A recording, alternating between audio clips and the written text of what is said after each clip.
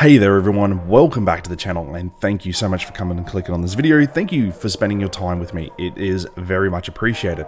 So in our last video we did see me release what I'm going to be maining in Shadowlands and give a bit of a talk about the Death Knight itself. And in that video I did say that I would be breaking down a few more of the specs and giving you guys insights into Frost, Blood and Unholy, and what it really means to main these or even use these as alts within the Shadowlands. So this video is going to focus around the Frost Death Knight. I feel like it's a great place to start. Now I will be giving some insight, my insight I should say, on how it feels to play in Nyalotha in the raid environment, as well as out in the open world, and as well as a little bit of sort of mythic environment as well. So this is my perspective, guys. Obviously, if you do want to know the whole min-maxing and how to get the absolute sim crafting most out of your Frost Death Knight, please go and visit the guys over on wowhead.com or even icyveins.com as well. Those guys are doing a great job, so go and visit those guys. So, without further ado, let's jump in and just give you some insight on basically the changes that have come to the Frost Death Knight, how it feels, and what my opinion is of it. And maybe this might give you a bit more clarity around the Frost Death Knight. So first off the bat, let's talk about the class changes. These things are basically based around the Death Knight, but obviously have an impact on the Frost Death Knight in particular. So what are the class changes? What are coming to the Death Knight itself? Obviously, Raise Dead has been given to us baseline, which means our little ghouly friend can come and help us in the fight, which is awesome. He doesn't do as near as much damage as he does on Unholy, but hey, he's a friend and it does help with the Death Pact talent that you can choose to also give you some survivability. Other abilities that have come to baseline are obviously your Anti-Magic Zone, your Leechborn, your Death Coil, Death and Decay. All these abilities are basically tying in Blood, Frost, and Unholy to feel like a Death Knight again. And trust me, it does. It feels like a Death Knight again. Now, where you may not use, say, a Death Call in replace of Frost Strike, no, you probably won't, not in all situations, but it's a utility that you can use in conjunction with, say, Leechborn. Death and Decay may not replace Remorseless Winter, but it is a utility and it is there, especially if you're choosing the Night Fae Covenant. It swaps over to Death's Due, so I'm getting this feeling like they gave it that back to us for that reason. But anyway, guys, that's pretty much the class changes. Oh, and obviously the Rune Forging. We've been given 5 new Rune Forging, which I will be talking about a little bit later in this video. But long story short is we've been given a whole bunch of new class abilities and utility, basically. And trust me, they work. They're fine. It helps us out in a raid. It makes us feel more useful, especially with Anti-Magic Zone.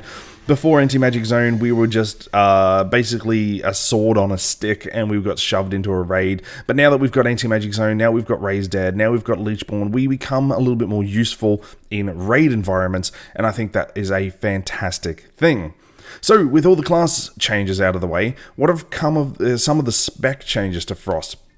And there's not a lot. There's not a massive amount of spec changes here to Frost. It feels pretty much the same. But a couple of the spec changes that they have done has made Frost feel really good. It feels fluid, basically.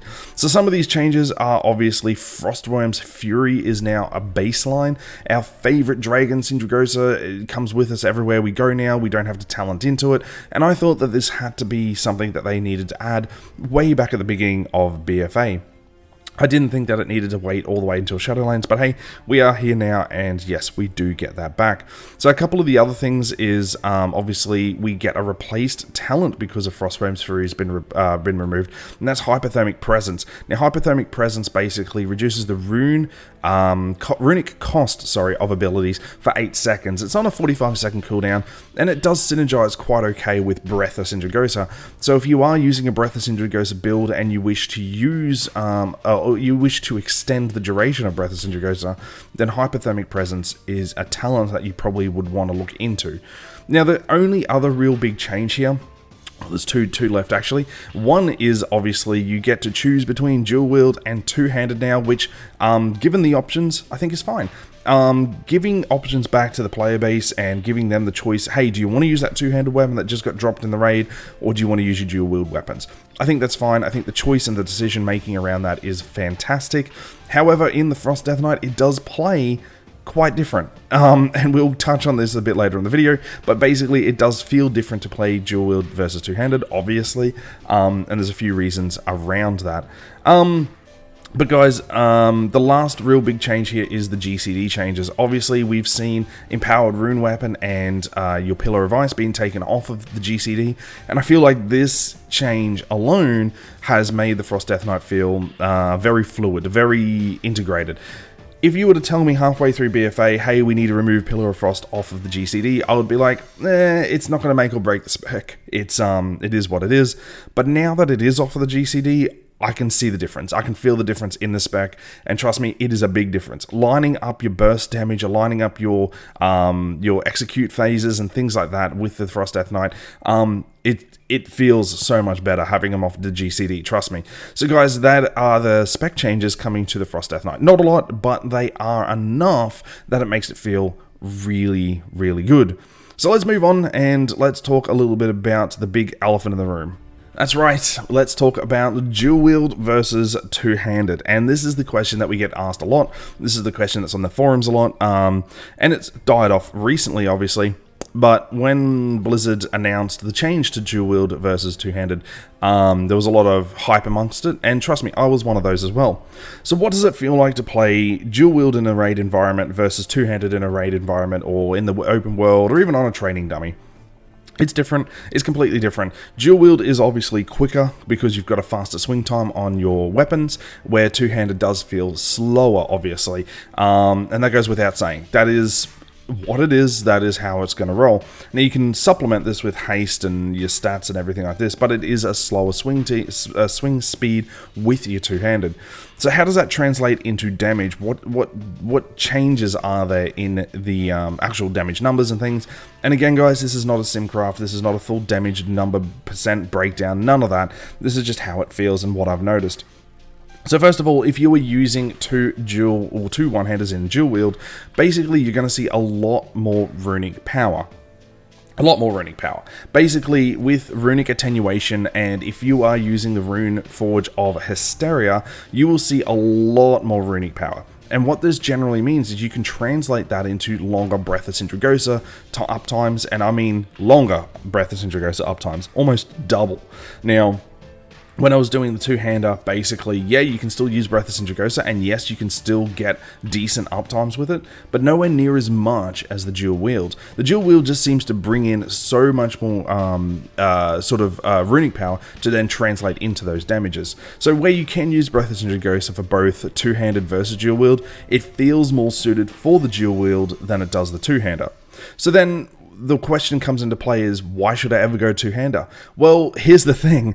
You get significantly more obliterate crits and damage numbers. Like, obliterate just hits for a ton of damage now with two-hander. You can use your obliterate, and if you get a crit on obliterate with a two-hander, it feels significant. It feels impactful. It feels like you've just decimated that target.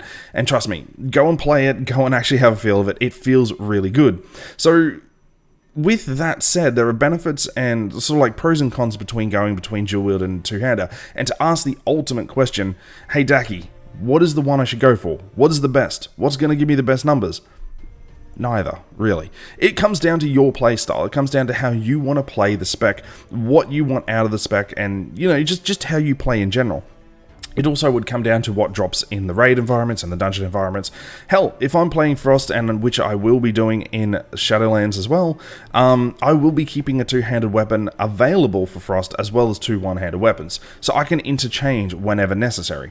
And the reason for this is because I would rather interchange for different encounters than just to stick with dual wield and then find out that, hey, I should have changed to two-handed for the encounter itself, or vice versa, if you get what I'm saying. So one is not better than the other, trust me. You shouldn't be taking two-handed because it gives you that 1% extra damage. No, you just take it because that is how your playstyle feels and you'd like that playstyle. But at the end of the day, what we do notice is we do see a lot more frost damage with the dual wield. We see a lot more Breath of Sindragosa with the dual wield. However, we see a little bit more physical damage with the two-hander, and that comes from your obliterate damage and obviously your melee swings, your attack damage. So it comes down to that. To supplement this, and let's segue straight into the next topic, is your stats. So do you want two completely stat builds for your two-handed versus your dual wield? And the answer to that is probably, but it's not going to be significant. So a lot of your damage, if not 90% of your damage, comes from frost damage. and that comes from your mastery. You see, your mastery basically directly increases your frost damage the more percent you get. So if you're doing dual wield and say the top 7 damage done abilities on your damage meters is all frost, having more mastery will increase the frost damage up to a certain point. So mastery is definitely going to become one of your stats. Whether it be your main stat, your secondary stat, or even your tertiary stat is completely up to you, and it completely comes down to how they scale. So with dual wields, I would really suggest going something like Haste Mastery. You could even do Crit Mastery. I mean, there's nothing saying you can't, but Haste Mastery would make that dual wield feel really good, and it would really increase your Breathless Indragosa uptime if that's the build you want to go for.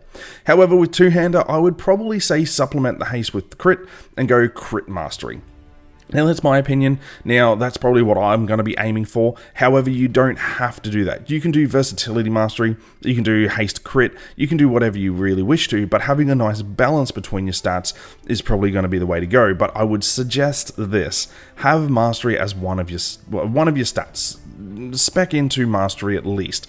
That's going to generally increase all your frost damage and generally translate directly into your damage, which is really great. So let's move on and talk about the talent system. Now, there is really no big difference here in the talent system. There's been some tweaks, and if you really want to go through it with a fine-tooth comb. But long story short is that the only major change is that Frostworm's Fury has been taken out of the row 45 and been given, Hypothermic Presence has been given the place, basically. Now, Hypothermic Presence, as we said at the beginning, reduces all runic costing abilities, so there's only really 2, and that's Breathless Indragosa and Frost Strike, and it reduces the cost by, I think it's like 30% or something similar, for 8 seconds. Now, this is fine. I think that is a cool talent, and it works well with Breathless Indragosa. So if you're really looking for the maximum uptime on Breathless Indragosa and the longest possible uptime on Breathless Indragosa, then I would say something like Hypothermic Presence is the way to go. Also, you're going to be losing Gathering Storms if you do take that Hypothermic Presence. And Gathering Storms really makes your Remorseless Winter hit like a freight train. So it's up to you. You guys take the challenge as you see fit. Now, a couple of other things that I would like to make mention is that you can really go between Avalanche and Frozen Pulse quite significantly. Now, Frost Scythe did see a bit of a nerf. It was the nerf in regards to how many targets it hit, basically.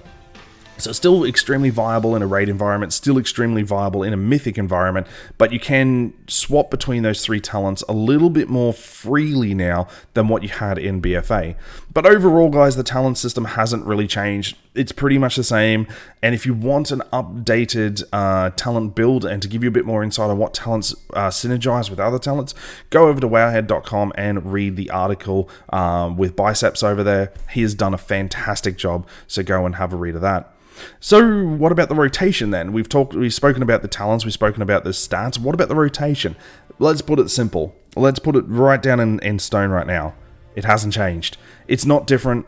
You're not going to be throwing in 4 extra buttons. You're not going to be changing your rotation. It's the same. If you've played the Frost Death Knight in BFA and in Legion, you're going to find the rotation's going to be the same. The only difference here is that you're going to be interchanging a couple of cooldowns a little bit differently, but other than that, you're not going to see a change. You're not going to see a difference here. So keep your rotation exactly the same, and you'll be absolutely fine. So guys, with all that said, with all that information thrown at you, how does the Frost Death Knight feel in both Nyalotha raid, in a little bit of world content and a little bit of dungeon content? It's fine. It's solid. It's a really solid spec. And let me just say, if you're really worried about going between dual wield and two-handed, don't stress about that. You may want slightly different stat setups if you're going into a raid environment and you want to pass really high up on the list there. Then yeah, sure, you might want to optimize it with stat differences and a talent change here or there. But is it going to feel like I'm going from one completely useless sort of spec to a different spec just by changing my weapon? No, you're definitely not. It feels solid no matter which way you go. The rotation feels good. You very rarely get rune capped at this stage of the game as well. So providing your stats are fine, everything's good. Now the only downside I would suggest on the whole Frost Death Knight here, let's look at the cons right now. And this really comes down to the Death Knight spec more than it comes down to Frost. is simply Death and Decay doesn't hit real strong. Death and Decay feels like a wet noodle, and I'm not gonna lie about that. You put Death and Decay down with anything less than, say, 7, maybe 10 mobs, it really doesn't feel like you're doing much with Death and Decay. So realistically, you're not going to be using Death and Decay in your rotation unless you needed an extra utility or you had a free rune spare. But the only time that Death and Decay really hits really well and does some decent damage is when you have large packs of mobs. Then it does some damage. But if you only have like 2 mobs or 3 mobs or anything like this, then don't worry about Death and Decay. Your Remorseless Winter is going to do far more damage, and the extra runes spent in increasing the Remorseless Winter's damage will be better. So guys, that's a lot of rambling on. I hope you guys have stuck with the video. I very hope that you've stuck with the video. I hope you guys have gotten something out of this. Again, these videos are not designed to be a sim crafting breakdown of every single percent and damage number and anything like that. This is simply to give you guys a bit of an insight. And trust me, the end conclusion here is Frost Death Knight feels solid. It feels fine. There's no real big difference here between the BFA and the Frost Death Knight other than a couple of tweaks, but those couple of tweaks do make it feel really well. Anyway, ladies and gentlemen, thank you so much for coming and watching. I really do appreciate it. Go have yourselves a good day and join me back here on the next video.